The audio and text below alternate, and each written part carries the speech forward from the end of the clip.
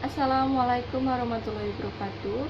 Kelompok saya akan mempresentasikan mengenai analisis unsur intrinsik dan ekstrinsik dari novel Daun yang Jatuh Tak Pernah Membenci Angin, karya Terelie.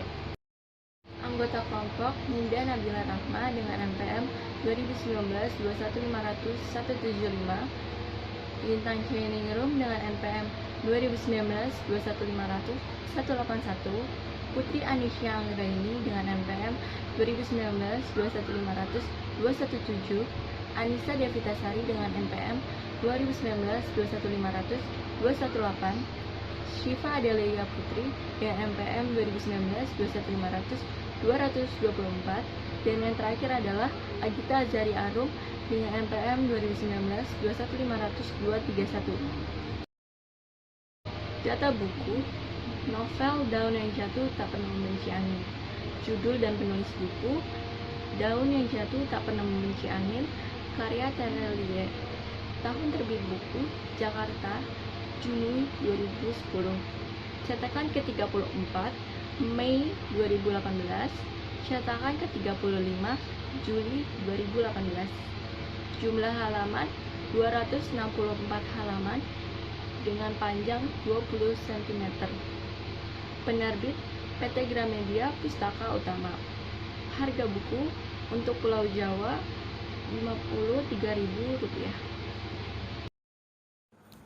Unsur intrinsik. Karakter dalam cerita. Tania secara analitik sebagai seorang gadis cantik bertubuh proporsional dan bertubuh hitam legam, sedangkan secara dramatik sebagai seorang gadis dengan kecerdasan pikiran dan kedewasaan. Kutipan novel. Gadis cantik bertubuh proporsional dan berambut hitam legam. Aku tahu aku cantik, tubuhku proporsional, rambut hitam legam nan panjang. Menurut seseorang yang akan penting sekali dalam semua urusan malam ini, kecerdasan berpikir dan kedewasaan. Mukamu bercahaya dan oleh sesuatu. Tania kecerdasan berpikir, kedewasaan. Halaman 15. Danar secara analitik sebagai seorang lelaki dengan paras tampan, sedangkan secara dramatik sebagai seseorang dengan sifat baik hati karena menyelamatkan keluarga Tania dari keterpurukan. Kutipan novelnya. Sosok lelaki dengan paras tampan. Dia berkeliling berkenalan dengan teman-temanku. Maggie yang orang tuanya tinggal di Selonggor mendesis, "Wow, cute," saat bersalaman dengannya. Teman-temannya ikut tertawa berbisik dengan genitnya. Lebih ramai. Halaman 95. Dan memiliki sifat baik hati ada di halaman 23 dengan kutipan, "Dia beranjak dari duduknya, mendekat, jongkok di hadapanku, mengeluarkan sapu tangan dari saku celana, meraih kaki kecilku." Yang berikutnya ada Dede, secara analitik sebagai sosok lelaki yang tampan, sedangkan secara dramatik layaknya Tania. Dede yang memiliki karakter sebagai adik Tania juga memiliki otak yang cerdas. Di dalam kutipan novel, sosok lelaki yang tampan, "You are really handsome baby, so I think all the girls wouldn't mind seeing you around the flat." And seperti mendapatkan samsak baru, menggoda adikku. Halaman 174. Karakter dengan otak yang cerdas. Pada kutipan, Dede ranking 4 di kelas, meski tidak ikut ulangan umum karena sakit. Halaman 44. Lalu ada Ratna, secara analitik, sebagai seorang wanita cantik, berambut panjang, dan berperawakan seperti artis. Sedangkan secara dramatik, sebagai seorang dengan sifat penyabar yang mampu menghadapi dinginnya sifat danar. Dalam kutipan novel, seorang wanita cantik berambut panjang dan berperawakan seperti artis, yaitu ada pada kutipan, "Kak Ratna amat cantik, rambutnya panjang dan pakaiannya modis seperti artis-artis itu.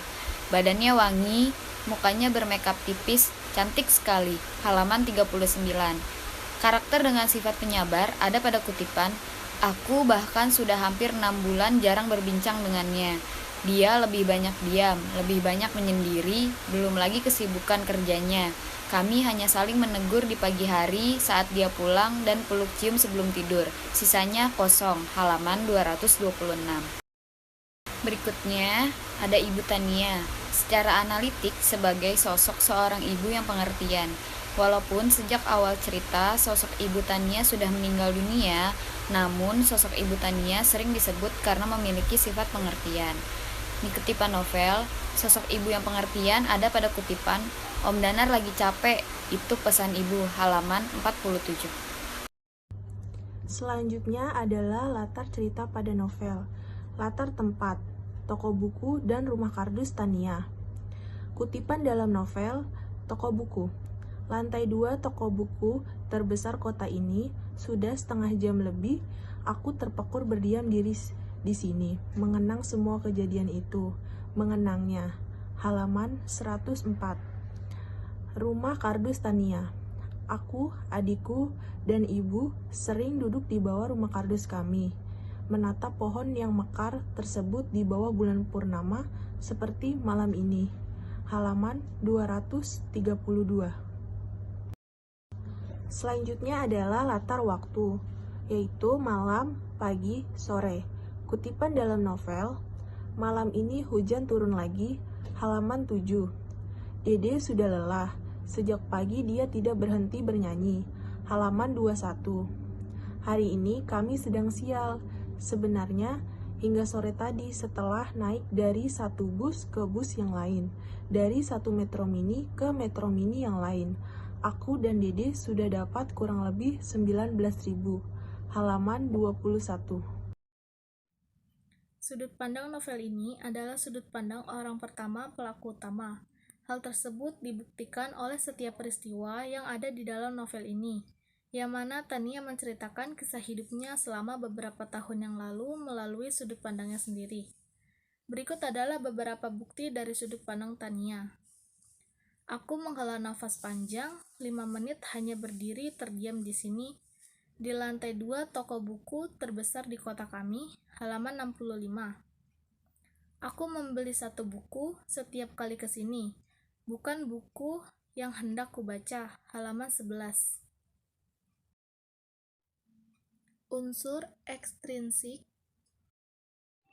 Nilai sosial pada novel: menolong orang dengan tidak memandang siapa yang ditolong, karena menolong dengan ikhlas seperti dalam novel Toko Danar yang menolong Tania dengan tidak memandang siapa Tania.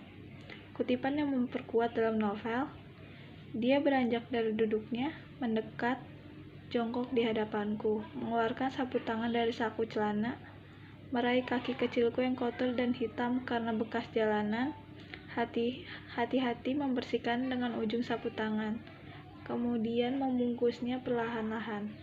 Halaman 23.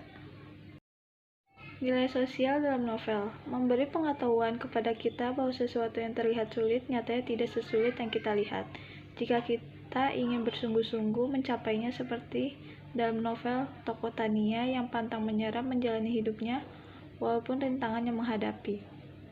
Kutipan yang memperkuat dalam novel: hidup harus terus berlanjut dalam bentuk apapun, halaman 160.